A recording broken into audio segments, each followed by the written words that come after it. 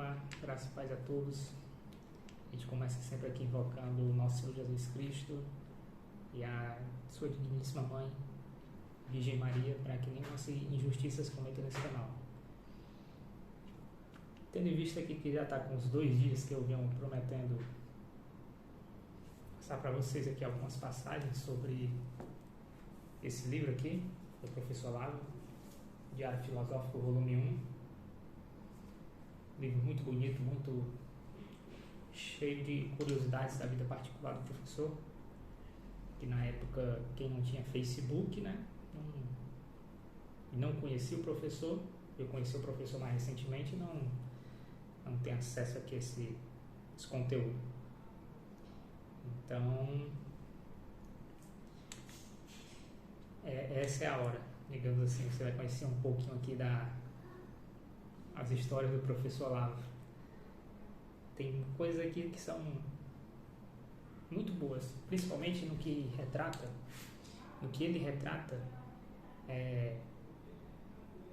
falando sobre o amor.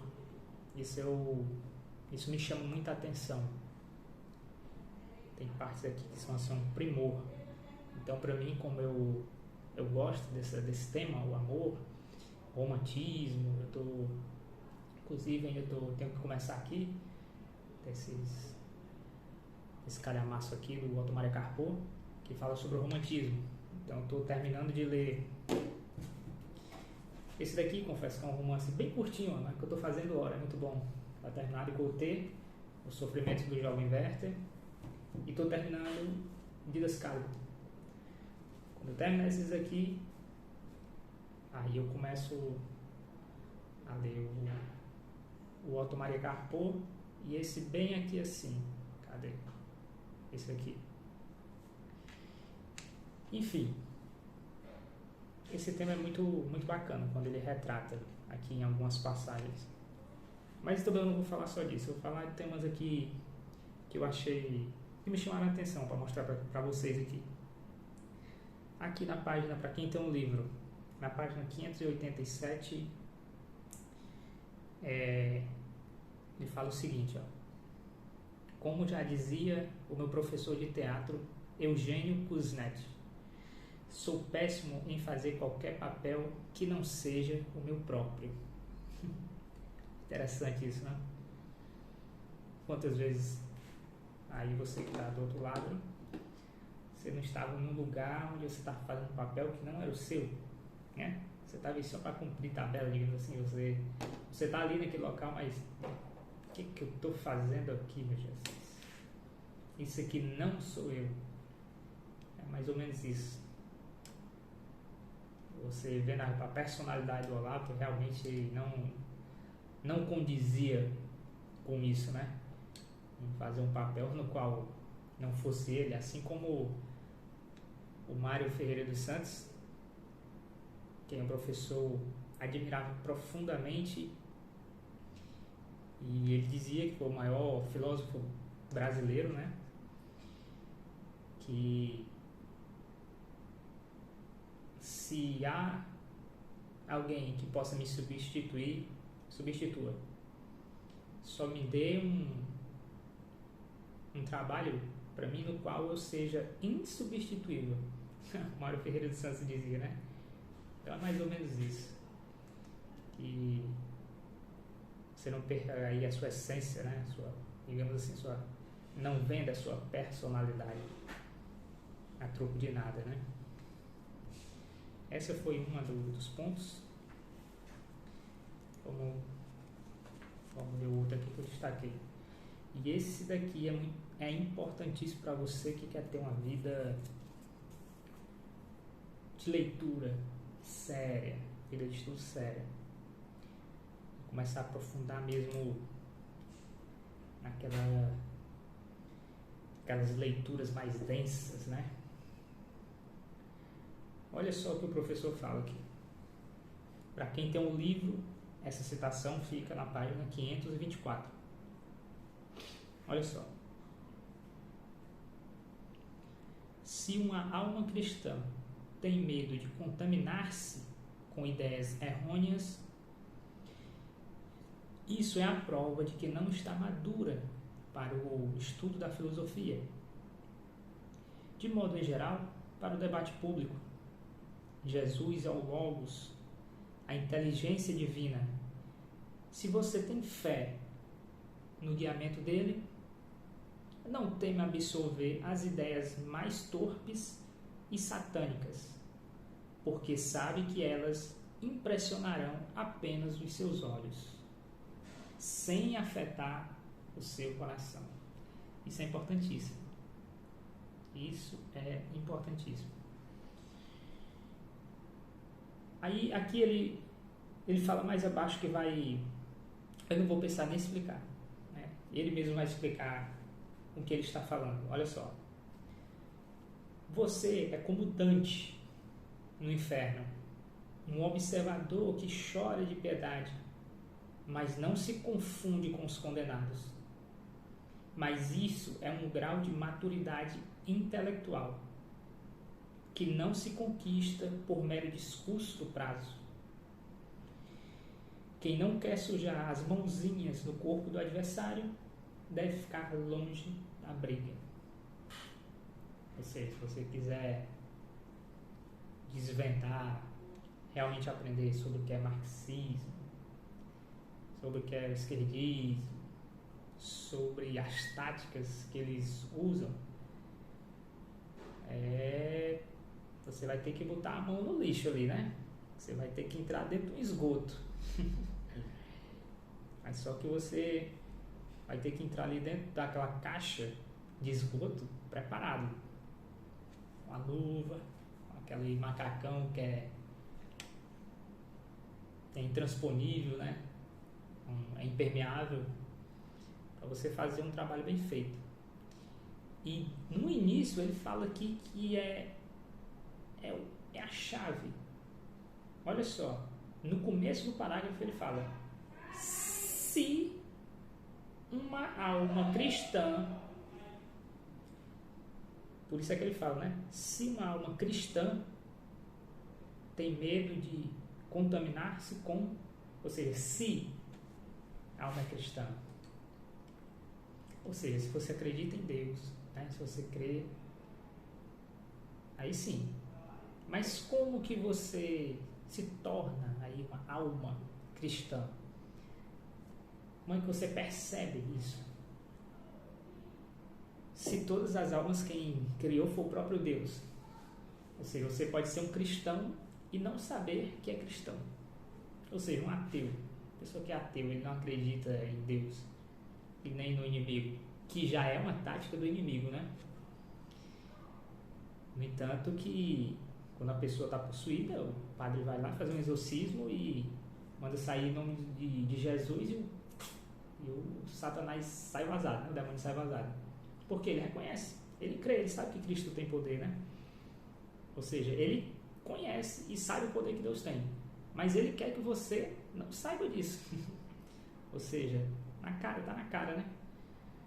Mas, assim, enfim, você tem que ter uma base cristã forte, é isso que eu estou dizendo. Ou seja, você tem que começar na Bíblia, na literatura cristã. Aí sim, você vai ter base, você vai ter ali proteção, uma fortaleza para você adentrar e guerrear com esse tipo de literatura mais densa, digamos assim, mais pesada, de caras danados, tá entendendo? Pessoas que são gênios da maldade. Para que você não se contamine, é isso, você tem que ter uma base cristã forte. Ou seja, se você não lê algo com medo de começar a pensar, igual por exemplo, você vai ler Descartes e você vai começar a pensar se realmente você existe. Pô, aquele livro é um lixo puro. Se você está pensando assim, você não tem uma base cristã forte. Aí é melhor que não leia mesmo, entendeu? Não leia. Agora, se você tem uma base cristã forte e quer aprofundar, vai em frente, sem medo. Agora, com moderação, lê devagar, entendeu? Então, é isso que o professor aqui está falando, né? Talvez tudo que você veja doa até os olhos, é ruim você ler esses caras, sabe? Você vê Karl Marx, é um lixo puro, é ruim. Mas você conhece a estratégia do inimigo, entendeu? Então não é de todo modo assim, sem futuro total, né? Você vai aprender ali algumas táticas que você vai poder se precaver contra futuros ataques, né? Sendo que ali já tem dito o que ele vai fazer. E o professor também, numa aula dele do COF, que é o curso online de filosofia, que não existe um mal absoluto no ser humano, né? Ou seja, Nietzsche, por exemplo, ele, para mim, também é um outro gênero do mal. Porém, nem tudo que ele falou foi mal. Tem coisas que, por exemplo, ou você acha que todo esquerdista passa 24 horas por dia mentindo? Não, minha gente. Uma verdade contada por um cara que geralmente costuma mentir é uma verdade também. Claro, né? Todo mundo vai começar, né?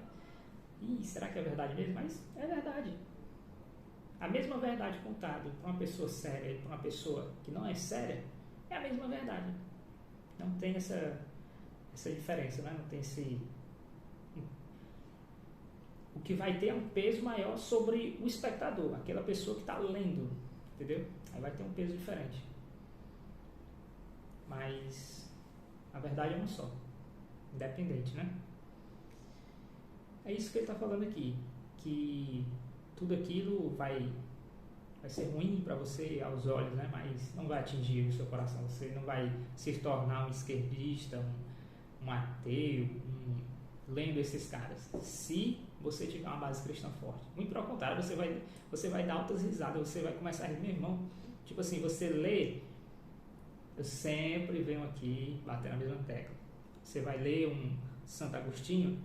Quando você pegar um livro de Descartes, meu irmão, você vai rir do cara. O cara escreve muito mal. Em comparação com o Santo Agostinho. O Santo Agostinho é um primor. Só quem leu, compra aí, ó. Santo Agostinho, Confissões.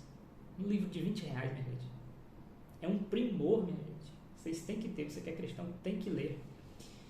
Então, assim, você vai dar altas risadas, vai ter casos assim, você vai ver, meu Deus, esse cara tá louco, porque você já tem uma base, você já sabe o que é a verdade. Ou seja, quando alguém tiver ali querendo escamotear, querendo modificar, torcer a verdade, ele não vai conseguir. Ele vai pegar mentes despreparadas.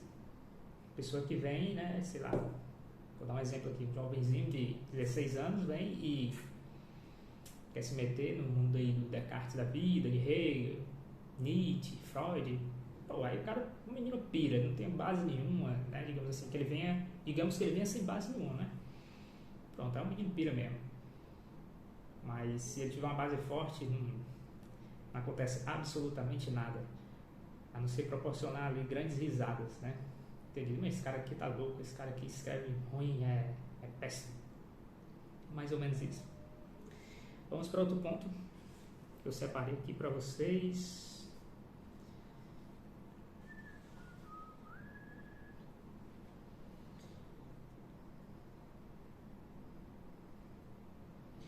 Pronto. Muito bacana isso aqui também. Essa citação aqui fica na página 474. Olha só. Estou lendo as memórias do conde Alexandre Marenches, ex-chefe do serviço secreto francês. Um espírito superior e uma alma nobre, no estrito sentido em que ele mesmo define a nobreza como a ação justa sem expectativa de recompensa. Caramba, olha só o que é nobreza. Ação justa sem expectativa de recompensa. Quantos atos de nobreza a gente já fez na vida, né? Aquele ato onde não tem ninguém para lhe aplaudir, não tem ninguém lhe vendo. Temos que ter mais atos de nobreza aqui, assim como o Alexandre, né? Isso é ser nobre, é não esperar. Sempre quando você for fazer alguma coisa, nunca, jamais esperar nada em troca. Sempre faça porque você quer fazer. Ou seja, faça sempre o que você quer. Mais ou menos isso, não no sentido libertino, mas porque você vai fazer aquilo que você não espera nada em troca. Né? Você não vai criar expectativas. Tem uma pessoa passando por um momento difícil, você vai lá e digamos assim, e ajuda essa pessoa a passar por um problema, passar por esse problema que ela está tendo. Fazer que nem ele sempre fala aqui nesse livro de um psiquiatra chamado Muller. Agora o nome dele é bem extenso, agora eu só me lembro do sobrenome, Muller. Que você, toda vida que uma pessoa vem e conta um problema para você, você não deve dar fazer isso aqui, ó. Dar uma bibliada, né? Digamos assim, no cara. Fazer a Bíblia de porrete. Não. No primeiro momento, você nem deve, digamos assim, dependendo do problema, você nem deve falar da Bíblia no primeiro momento.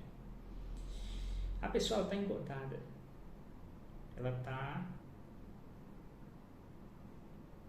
ali, digamos assim, se afogando, né? Você não pode falar com a pessoa se afogando. A pessoa não vai dar ouvido, ela vai te puxar, né? Quando uma pessoa vai salvar a outra, a pessoa que está se afogando, você não fica lá parado conversando com a pessoa, não. Você pega ela e sai nadando para tirar ela dali daquela situação. Se você for falar com ela ainda no mar, ela vai se afogar e te afogar junto, porque você não é Jesus. Jesus é que salva a gente no mar, né? Se afogando, Deus fala com a gente, ele tem esse poder, a gente não. A gente tem primeiro levar a pessoa para a terra seca, para a terra firme. Pronto, adentrando a pessoa na terra firme, dizendo, olha, vamos puxar aqui o fio da meada, né? Ela vai contando a história dela e você vai começando a organizar, porque essa pessoa está incapacitada de analisar o próprio problema. Então você vai começar a organizar o problema da pessoa e dizer, olha, talvez você errou nisso. Não imponha, apenas diga. Se vai concordar ou não, não tem problema. E acabou. Sem esperar nada em troca. Nem mesmo um muito obrigado. Então, o que provavelmente vai acontecer é que dias, talvez meses mais tarde, talvez ela nem diga para você, porque ela estava com tanta vergonha, porque ela estava naquele momento de desespero e não conseguiu fazer nada, ela ficou naquela sensação de impotência, que ela não vai ter coragem de dizer para você muito obrigado. Ela simplesmente vai fingir que aquele dia não existiu e vai dizer, né, orar a Deus em silêncio, dizendo, Deus, muito obrigado por tal pessoa ter me ajudado ali, você tem inspirado aquela pessoa a me ajudar a organizar o meu problema e a sair, me tirar daquela terra, daquele mar, né, e me ter trago para terra firme. Talvez ela não diga para você, mas diga para Deus. Então tá tudo bem, você não precisa, né, dizer para outra pessoa. Agradeça a Deus. Geralmente, e isso é ser nobre. Isso é ser nobre. Muito bacana. Que o professor relata, né, essas bibliografias de grandes homens. Por isso é que é importantíssimo, é muito bom você ler sobre os grandes homens, ok? Vamos para mais uma aqui. É muito bom você ler esse livro aqui, não cansa, minha gente. Cansa sim. Quando a gente chegar lá pro final, mais ou menos, é de 2013 a 2015. Ele não é um livro filosófico, é como se for, o nome do livro diz, é um diário. Um diário.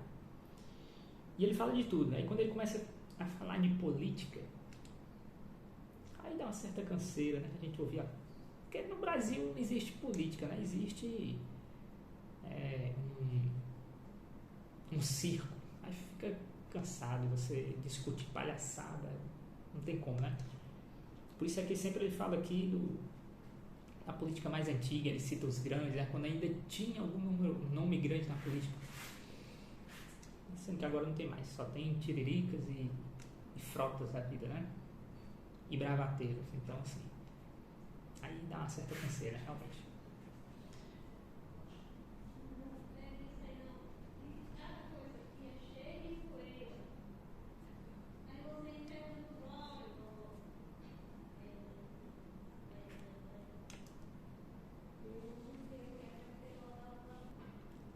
Olha aqui na página 440, eu dando aqui uma lida, olha só o que tem, interessante também. Existe um treco chamado realidade.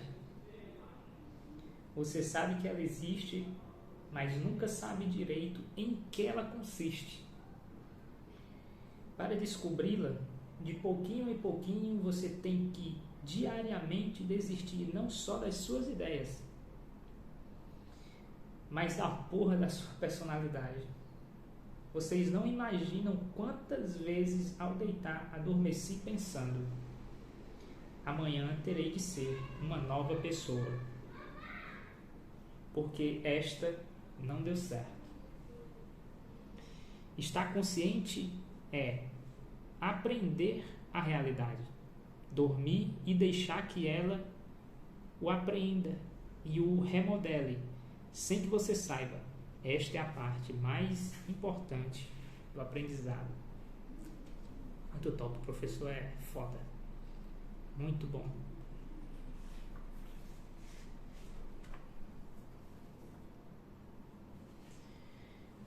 E vamos para a última, né?